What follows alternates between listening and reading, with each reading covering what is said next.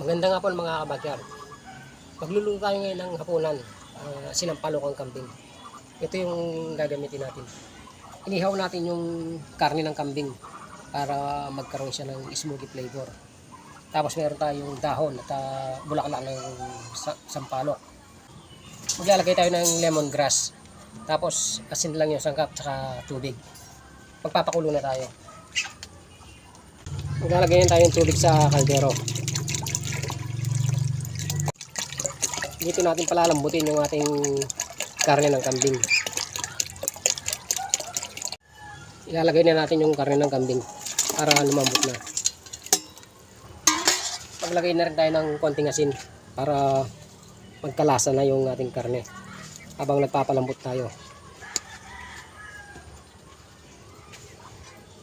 Tanggalin natin yung bula-bula sa ating karne dahil kumulo na siya.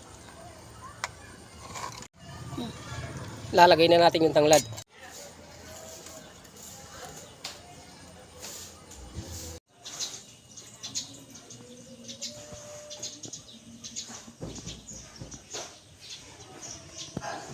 Tignan natin mga kabagyard yung malambot na yung karne natin. Yung malambot na. Lalagay na natin yung pampaasim natin. Yung daon ng sampalok at saka bulaklak.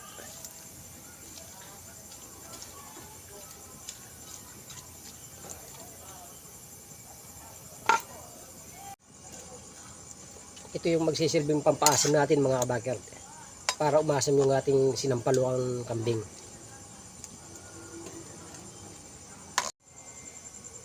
Inabutan na tayo ng gabi dito sa backyard natin mga kabakyard. Ito mga kabakyard, malambot na yung ating sinampaluang kambing. Okay na rin yung lasa nito, natikman ko na. Luto na to. Ito mga kabakyard, luto na yung ating sinampaluang kambing. Kain na tayo. Maraming salamat sa panonood.